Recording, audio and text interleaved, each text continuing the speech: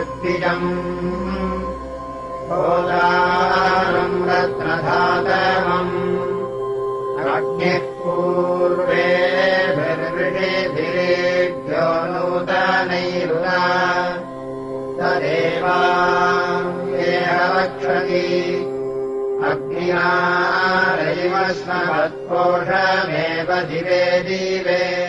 आजकल हिंदुत्व की चर्चा बहुत चल रही है, कई लोग उसका विरोध भी कर रहे हैं। वास्तव में भारत के साथ यह शब्द बहुत प्राचीन काल से जुड़ा हुआ है, एक भारत की पहचान बन गया है। लोग आधुनिक नमस्ते नमस्ते लोग आधुनिक विचारधाराओं के साथ भी इसकी तुलना करने का प्रयत्न करते हैं। मुझे लगता है एक बार नई पीढ़ी को इसकी प्राचीनता, इसकी विशेषता क्या है, यह बताने की आवश्यकता है। हजारों वर्ष पूर्व से इस देश के सैकड़ों हजारों ऋषियों मुनियों ने चिंतन करने के बाद एक दर्शन इस देश में स्थापित किया। उसमें से ये हिंदुत्व का विचार प्रकट हुआ है।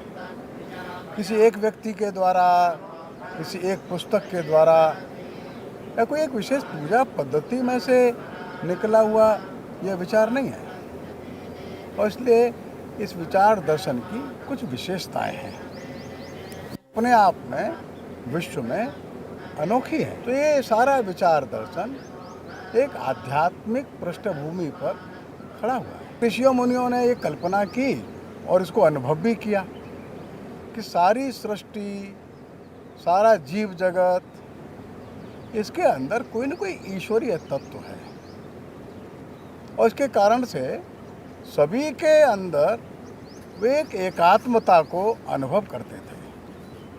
इसी को हम लोग कहते हैं कि सबको वे कहीं न कहीं एक दूसरे से जुड़ा हुआ पाते हैं।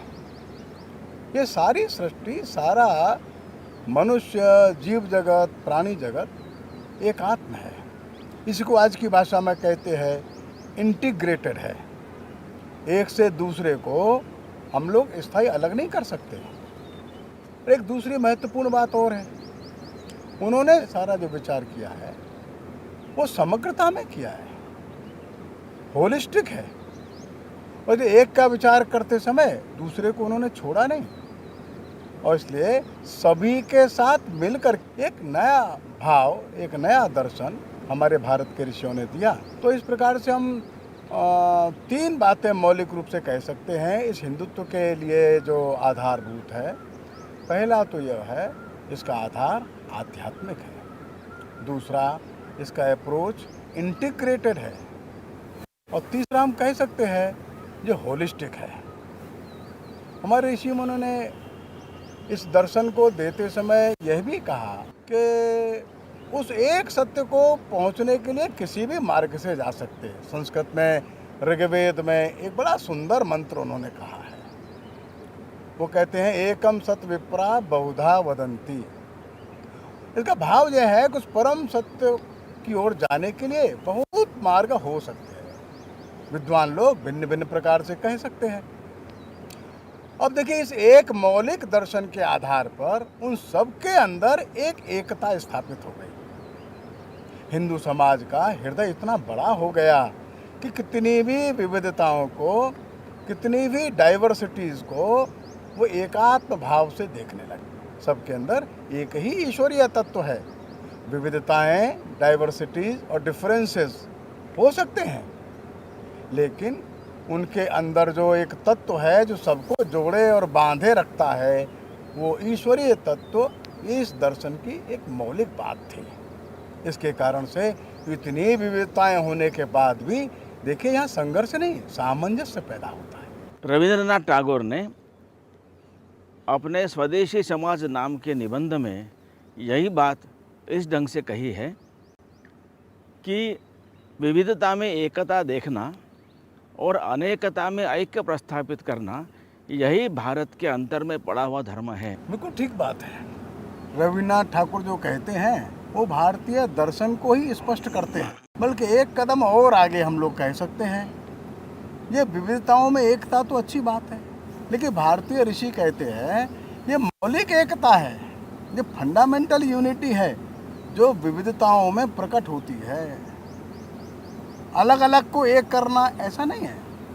इसके अंदर एक मौलिक एकता छिपी है। ये फंडामेंटल जो वननेस है, फंडामेंटल जो यूनिटी है, वो अपनी विविधताओं के साथ, डाइवर्सिटीज़ के साथ प्रकट होती है। इसी को हिंदू दर्शन में ऐसा कहा गया, एक ईश्वर अपनी विविधताओं में ऐश्वर्य के साथ प्रकट होता है। इसलिए मुझे लगता है कि आजकल लोग जो बात कर रहे हैं प्लूरलिटी की, तो पश्चिम की प्लूरलिटी कल्पना ये अलग है। ये सभी को अलग अलग मानकर उनके बीच में एकता निर्माण करने का प्रयत्न, ऐसा उनका प्रयास है। और भारत की मौलिकता यह है, वह एक ही अनेक रूप में अभिव्यक्त हुआ है, इसलिए सभी में इनहेरेंट एकता है ही, इस आधार पर उसका चिंतन है। और इसलिए भारत ने हमेशा सभी के साथ सामंजस्य और सभी के साथ संवाद और सभी का सहअस्तित्व, इसका आग्रह भी रहा है, ऐसा इसका चरित्र भी रहा है। भारत का जो वननेस और प्लूरलिटी, ये जो बात है, मतलब एकत्व भाव और बहुत्व, जो प्लूरलिटी और वननेस, ये भारत में विरोधी नहीं है। वननेस और प्लूरलिटी दोनों एक ही के दो रूप है। वननेस और प्लूरलिटी विदेशों में, पाश्चात्य देशों में आपस में विरोधी है। भारत में ये एक दूसरे के पूरक हैं, एक दूसरे को पूर्णता देते हैं। वननेस प्लूरलिटी में प्रकट होती है और प्लूरलिटी अपने आप में वननेस रखती है।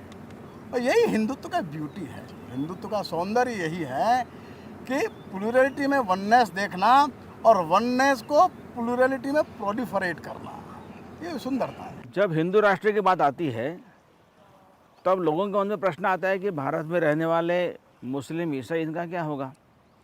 क्या उनको दोयम दर्जे का स्थान प्राप्त होगा? इसके बारे में भी स्पष्टता होना आवश्यक है। लोगों के मन में ये भ्रम दिखाई तो देता है, लेकिन ये हिंदू राष्ट्र दर्शन के अज्ञानता के कारण से दिखता है।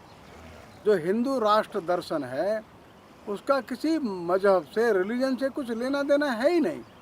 ये तो सबके लिए कॉमन है, सबके लिए सामान्य और समान है।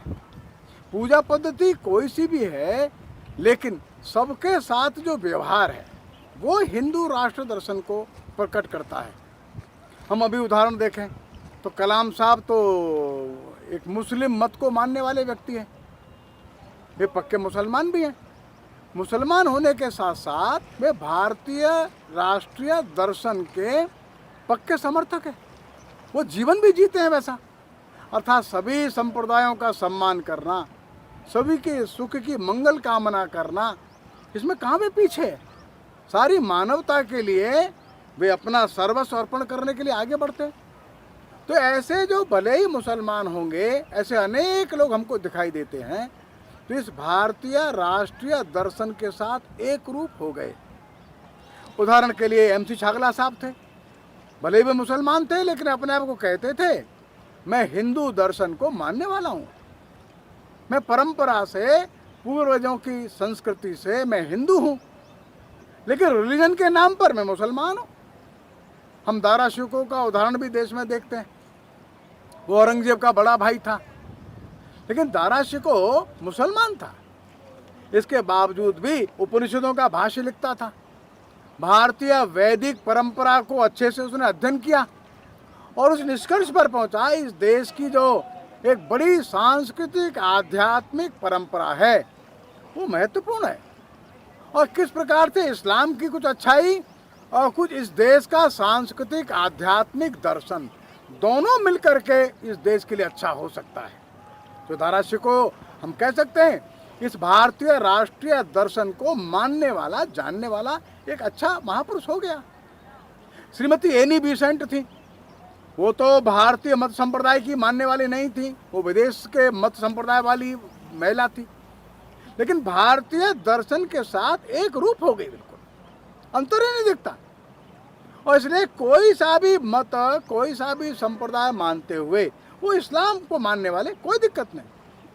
वे नमाज पढ़े, कुरान पढ़े, वे मस्जिद में जाएं, लेकिन दूसरे मत संप्रदाय का बराबर सम्मान करने की जो इस देश की धारा है, इस देश का एक दर्शन है, सभी के मत को सम्मान करना, उसमें वे चलते हैं तो ये भारतीय राष्ट्रीय दर्शन को मानने वाले, और हम फिर मानते हैं उनको, इस्लाम मत के मानने वाले होने के बावजूद भी वे हिंदू राष्ट्र दर्शन के एक सम्मानित सदस्य हैं। वे ईसाई भी हो सकते हैं, वे मुसलमान भी हो सकते हैं।